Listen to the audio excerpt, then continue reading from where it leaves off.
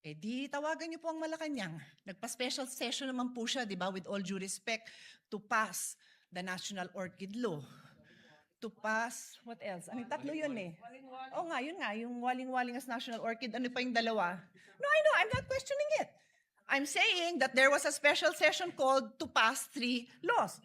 Naalala ko yung waling-waling because I love it. This is important. O ano pa yung dalawa? Unfortunately, hindi ko na maalala. Dalawang naturalization. Sports-minded po tayo. Love po natin yun. Nagkaroon ba ng laban between now and in July para mag-special session tayo para doon? Hindi ko alam. But in any case, ito importante to, di ba? E di kung pa-i-insist nyo na yung impeachment amendment na yan kailangan gawin ng special session, eh, mapapatawag tayo ng special session. Mukha namang very supportive naman ang Malacanang sa majority. Di ho ba? Pero I take the position that we are in impeachment court. We are already in impeachment court. Therefore, the amendments must happen here.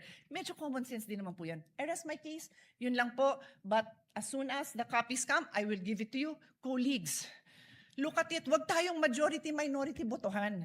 Ayusin natin yung pagboboto natin dahil pinapanood tayo, pinapaniwalaan tayo, at umaasa sa atin ang taong bayan. Maraming salamat po. Alright mga kababayan, so gawa natin ng reaction video and also magbigay din tayo ng ating personal opinion dito nga po sa nangyayaring impeachment trial. No? Ito po yung unang araw ng impeachment trial po ni VP Sara Duterte. Umpisa pa lang ng impeachment trial mga kababayan ay tila nagkakainitan na nga ang ating mga senador no, dahil sa kanilang mga paniniwala. Ito na nga po yung exciting part dito na maski tayo ay naguluhan din. No? Dahil alam naman po natin na yung Senate President, siya dapat yung magpe-preside no, netong impeachment trial. Kaya lamang nagulat ako ngayon na magkakaroon ng botohan at ito nga si Chis Escudero yung hinalal no, parang kumbaga pinagbotohan, pinili netong si Lacson no, at pinagbotohan naman niya ng iba pang mga majority na siya yung magiging presiding. So imagine niyo mga kababayan habang nag-explain itong si Senator Alan Peter Cayetano patungkol nga po dito sa rules nila no, at tila talagang inililihis mga kababayan itong usapin na ito at maging yung dalawang Cayetano na ito si Senadora Pia Cayetano ay naguguluhan din dahil ito mga abogado to mga kababayan eh. So talagang alam din nila kung ano yung dapat, ano yung nakasulat sa Constitution at dapat ano yung susundin.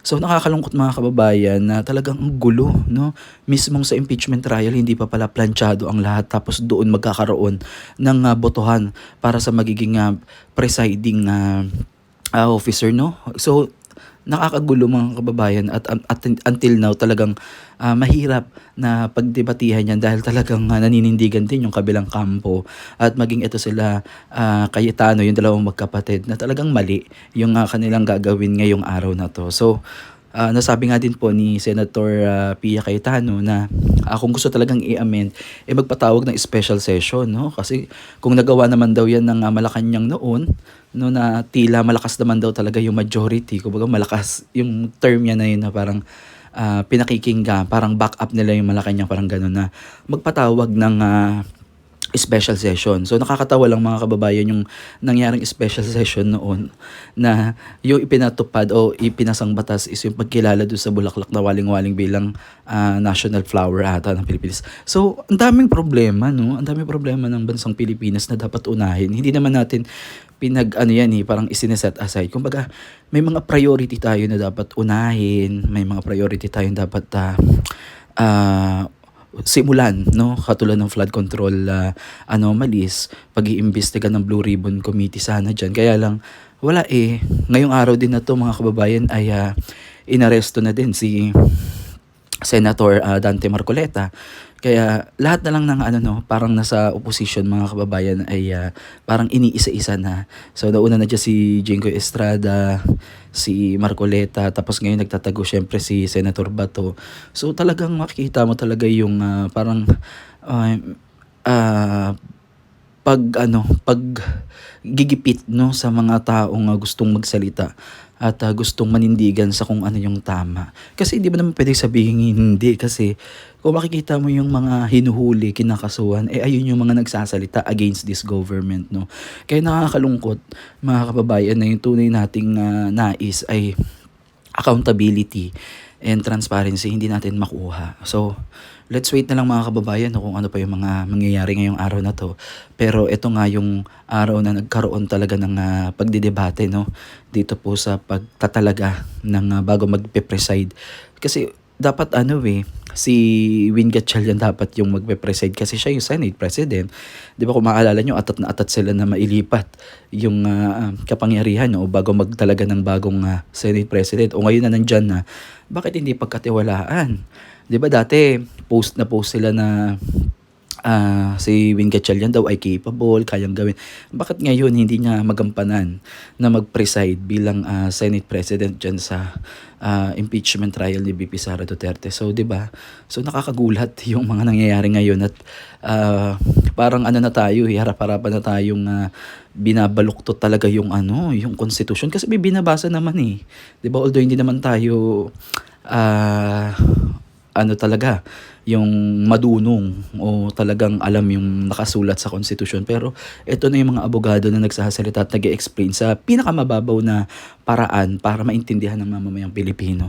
At totoo no, na nanonood talaga yung mamamayang Pilipino sa ginagawa nila ngayon dito sa Senado. At marami nga talaga, makikita mo sa comment section na tinatawanan lang sila. At galit yung mga tao, no? Kaya tignan natin mga kababayan kung ano yung mga susunod pang mga mangyayari dito sa ginagawa nilang impeachment trial. Kung ito ba ay magiging void. Kasi risky to Itong usapin ng impeachment kasi mga kababayan is napakalaking neto usapin. Hindi lang to pang kumbaga accountable ka dapat dito sa gagawin mo, sa pagboto na gagawin mo. Talagang magiging impartial ka talaga dapat dito at magbe-base ka lang dun sa mga ebidensya, no? At kung ano yung sa tingin mo na tama, yun yung gagawin mo kasi talagang pwedeng magamit din sa politika kung gagamitin talaga sa hindi maganda, 'di ba? So alam niyo naman kung ano yung ginagawa kay VP Sara Duterte, pero umaasa pa rin tayo na maninindigan ang ating mga senador no sa katotohanan at bigyan pa rin natin sila ng benefit of the doubt no na gagawin nila yung tungkulin nila, na hindi sila magbabase kung kalaban, kakampi o ibang kulay, hindi nila kakulay. So asahan natin yan mga kababayan na sila ay babase sa kung anong ebidensya na ilalatag dyan sa Senado. So muli maraming salamat mga kababayan. Please comment down below kung ano yung opinion ninyo dito. At kung gusto nyo panoodin yung kabuong konteksto ay bisitahin nyo po yung Senado, yung Facebook page po ng Senate of the Philippines para maintindihan nyo po yung buong konteksto nito. So ito lang po ay short clip ng video na naging parang ramdam ko talaga yung tapang no at talino nitong si Senator Pia Cayetano.